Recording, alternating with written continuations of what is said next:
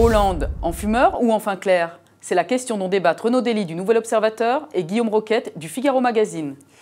En tout cas, il a été absolument présidentiel. 1 heure d'interview pour nous expliquer qu'il allait reporter à 2016 les élections régionales. C'est vraiment un événement majeur. Non, franchement, on se dit, malheureusement, ce n'est pas la première fois, tout ça pour ça. On a un président de la République, j'ai l'impression dont la parole s'use, parce que ou bien il fait des promesses dans lesquelles plus personne ne croit, c'était la déclaration de dimanche au JDD, le retournement économique est là, ou bien il annonce des mesures qui objectivement apparaissent comme une forme de diversion par rapport à la situation générale. Alors on sent bien l'objectif, c'est d'occuper le terrain pour que Manuel Valls ne prenne pas toute la lumière. Est-ce que tout ça est très présidentiel? Franchement, moi je suis assez dubitatif. Non, je crois que vous êtes un peu sévère, mais la situation politique elle est extrêmement compliquée pour François Hollande. Il est au pied du mur, il n'a plus vraiment le choix. Donc je trouve que, disons depuis un mois, depuis la nomination de Manuel Valls à Matignon et avec cette intervention de François Hollande hier, il y a quand même un soupçon de clarté dans l'engagement, dans les objectifs, dans l'énergie et dans la volonté d'agir.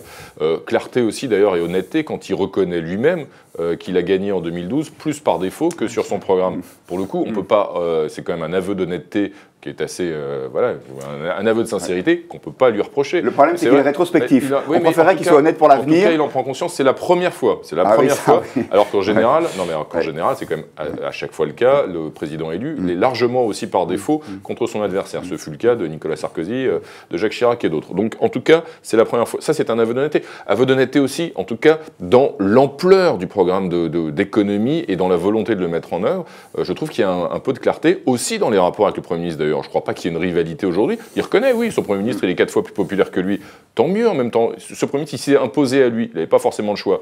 Donc, je pense qu'il est au pied du mur et que peut-être qu'on a un soupçon d'espoir quant à la volonté et à l'énergie de ce président. Bon. Alors, c'est effectivement peut-être a-t-on un soupçon d'espoir, effectivement, ça je dois le reconnaître, une fois de plus. Non, la vérité, c'est que on est toujours sur le même registre. Le registre, c'est que nous avons changé de politique, nous allons donner de l'oxygène à nos entreprises. Ça, c'était le 15 janvier. C'est le cas, ça. On est le 15 mai. Ouais. Bon, pour l'instant, qu'est-ce qu'on a vu de concret? Rien.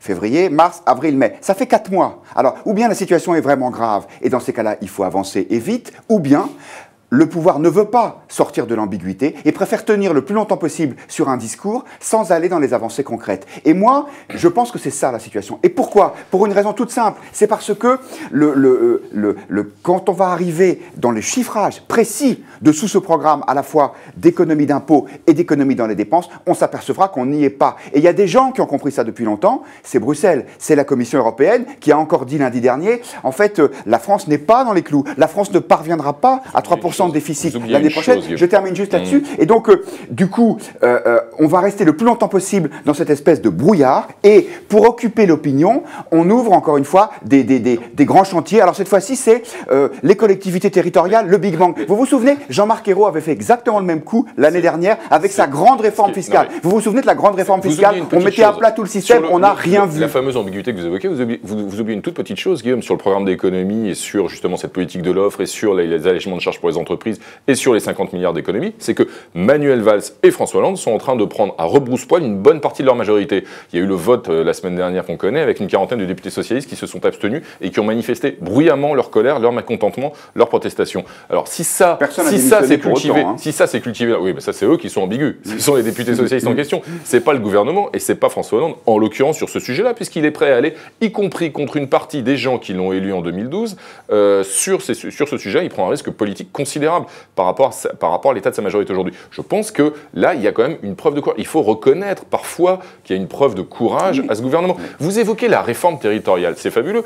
La droite, et pas que la droite d'ailleurs, l'opposition et beaucoup de gens reprochent à François Hollande d'être dans l'ambiguïté, dans le statu quo, dans l'immobilisme depuis 2 ans et surtout de n'oser aucune réforme de structure. Les fameuses réformes, les réformes qu'on brandit comme un talisman face à François Hollande, il en fait une, il en engage une, il explique, mais il langage. C'est comme la réforme fiscale. Des collectivités territoriales. Vous trouvez qu'il ne faut pas la faire, la mais réforme si, des bien sûr collectivités qu'il faut la faire. territoriales. Bien sûr qu'il faut la faire. Il y a pas, il faut peut-être créer 1 ou 2 échelons Allons-y, engageons-la. Pour l'instant, qu'est-ce qu'on fait? Supplémentaires? Non, je ne sais pas. Non, mais alors, je vais vous dire, pour l'instant, qu'est-ce qu'on fait concrètement? On sauve la mise des barons socialistes des régions en repoussant les élections. Ça veut dire que vous pensez qu'en 2016, la gauche gagnera les élections régionales? Si on plus de 2015 ça veut dire qu'ils vont gagner. Cet argument ne tient pas la route. Ça veut dire qu'ils vont gagner 1 an. Parce que comme ils perdent toutes les élections, ils se disent encore une minute, monsieur le bourreau. Mais je ne vois pas de réforme. Mais c'est encore plus. Cet argument-là, c'est une manœuvre de repousser de 2015 à 2016 pour qu'ils gagnent 1 an de mandat. Il est totalement réversible. D'abord parce que soit ça veut dire que vous pensez que la gauche va gagner triomphalement les élections régionales et cantonales en 2016, on peut en douter. Et accessoirement, ça peut produire même exactement l'effet inverse, puisque si jamais la gauche